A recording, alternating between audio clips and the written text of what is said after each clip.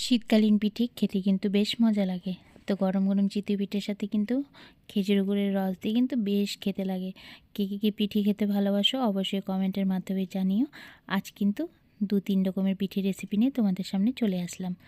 তো চলো, হ্যালো বন্ধুরা, কেমন আছো সবাই? আশা করি সবাই ভালো আছে, সুস্থ আছে। আমি অনেক ভালো আছি। শ্বেতা's সিম্পল লাইফস্টাইলে তোমাদের অনেক অনেক স্বাগত।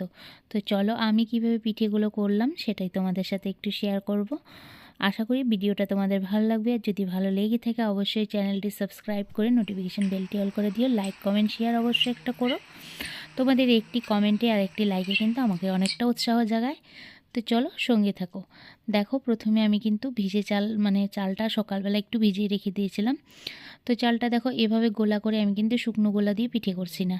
এই ভিজে গোলাটা দিয়েই কিন্তু একদম সুন্দর আমি একবারে খুব ঝটাপট করে পিঠেগুলো করে নেব। তোমরা চাইলে যখন তখন কিন্তু এভাবে, হয়তো সবসময় তো চালের গুঁড়ো করা থাকে না ঘরে, এভাবে কিন্তু করেও পিঠেটা করে খেতে পারো। আর খুব অল্প সময়ে পিঠেগুলো হয়ে যায়। তো দেখো, এটা আমি প্রথমে গুলিয়ে নিলাম। সাদা পিঠে করব, যেটা চিতই পিঠে করব বলে আমি একটু নুন দিয়ে গোলাটা গুলে নিচ্ছি। তো চলো, সঙ্গে থাকো। আর আমার কাছে খোলা যেহেতু ছিল না, একটা মাটির কড়াই ছিল, সেটাতে করে আমি পিঠেগুলো করব। খুব বেশি একটা ফুলে নেই, কিন্তু খেতেও খারাপ হয়নি। পিঠেগুলো কিন্তু বেশ সুন্দর হয়েছিল। তো চলো, সঙ্গে থাকো, তোমরাও দেখতে থাকো। তো দেখো বন্ধুরা, পিঠেগুলো কিন্তু বেশ এমন এমন হলো। প্রথম পিঠেটা যে অত বেশি একটা ভালো হয়নি, কিন্তু দ্বিতীয় সবগুলো পিঠে কিন্তু আমার ভালোই হয়েছে। তো দেখো, মোটামুটি আমার সবগুলো পিঠে ভাজা কমপ্লিট। তো এই পাশে দেখো, কড়াইতে আমি বসিয়ে দিয়েছি 1 লিটার মতন দুধ। এটা আমি বানাবো হলো পাটিজোড়ার ভিতরে পুরটা। তো পুরটা বানানোর জন্য দুধটা আমি বসিয়ে দিচ্ছি। তোমরা চাইলে কিন্তু ক্ষীরটা বাজার থেকেও কিনে আনতে পারো। যেহেতু আমাদের এদিকে পাওয়া যায় না, সেই জন্য আমি একটু ঘরেই বানিয়ে নিয়েছি। আর দুধের মধ্যে আমি দিয়ে দিলাম কিছুটা 5-6 প্যাকেট মতন গুঁড়ো দুধের প্যাকেট, যাতে দুধটা একটু ঘন ঘন হয়ে যায় আর ক্ষীরটা বেশ সুন্দর হয়ে যায়। তো দেখো বন্ধুরা, আমি কিন্তু ক্ষীরের মধ্যে কোনো রকম চিনি অ্যাড করিনি, আর চিনি ছাড়াই করেছি, কারণ গুঁড়ো দুধে তো মিষ্টি আছে, সেই মিষ্টিটা বেশ ভালোই লাগে। তো দেখো, ওদিকে গুঁড়ো দুধ দিয়ে ক্ষীরটা করতে করতে এপাশে কিন্তু আমি হাঁড়িতে আরেকটু দুধ বসিয়ে দিয়েছি। আর এতগুলো পিঠে করতে কিন্তু অনেকটাই সময় লাগে, সেই জন্যই বেশি করে ভিডিওগুলো আমি আর বড় করব না, কারণ এত বড় হলে তোমরাও দেখবে না, তোমরাও বোর হয়ে যাবে। তো দেখো, এদিকে আমি এপাশে হাঁড়িতে দুধ বসিয়ে দিয়েছিলাম। দুধের মধ্যে আমি এখন খিচুড়ি গুড়ের রসটা দিয়ে দিলাম। আর এদিকে সম্পূর্ণ পিঠেগুলো কিন্তু তোমরা দেখতেই পেলে, চিতই পিঠেগুলো আমার সম্পূর্ণ ভাজা হয়ে গেছে। আর এই দুধের মধ্যে কিন্তু আমি একটু গোবিন্দভোগ চাল অ্যাড করেছি, যেটা তোমাদের সাথে ভিডিওটা করা হয়নি। তোমরা চাইলে দিতেও পারো, চাইলে নাও দিতে পারো, এটা কিন্তু অপশনাল। তো দেখো, এক এক করে পিঠেগুলো আমি সুন্দর দুধের মধ্যে ভিজিয়ে দিলাম। আর এখন দিয়ে দিলাম কিছুটা পরিমাণে নারকেলের গুঁড়ো। এটাও অপশনাল, এটা শুধু স্বাদের জন্য।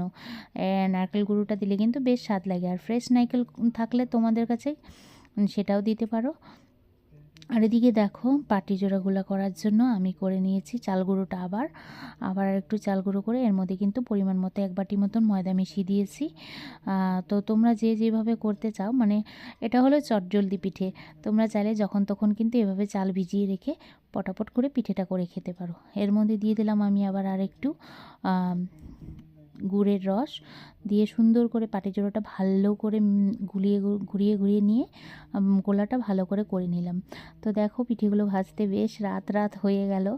আর এদিকে দেখো, কড়াই বলছি, তাওয়াতে আমি একটু বেগুনের বোটাটা দিয়ে একটু তেল ব্রাশ করে নিলাম। যেহেতু আমার কাছে ব্রাশ নেই, সেই জন্য আমি বেগুনটা পেছন দিকটা দিয়ে ব্রাশ করে নিলাম। তো দেখো, এদিকে তাওয়ার মধ্যে পিঠে এক এক করে দিয়ে দিব। আর মেন কথা হলো কি, পাটিজোড়া গোলাটা যদি ঠিক হয়, তাহলে কিন্তু পিঠে উঠতেও খুব সুন্দর ভালোভাবে ওঠে। আর পাটিজোড়া যেটা হয়, সেটার গোলাতে কিন্তু একটু মিষ্টিটা কমই দিতে হয়। তো দেখো, আমি কিন্তু সব পরিমাণ মতনই দিয়েছি, আর আমার পিঠেগুলো কিন্তু বেশ সুন্দর উঠেছে।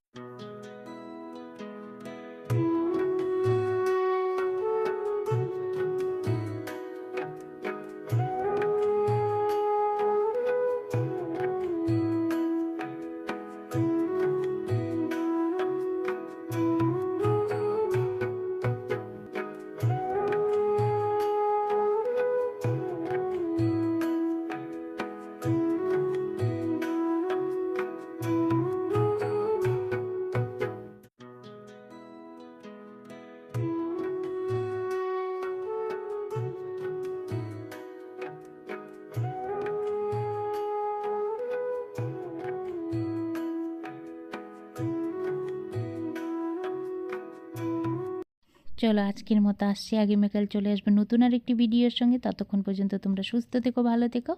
আর আমার পিঠে ভাজাগুলো কমপ্লিট, পিঠেগুলো কেমন লাগলো অবশ্যই কমেন্টের মাধ্যমে জানাবে। আর তো চলো আজকের মতো আসছি, টাটা, লাভ ইউ অল।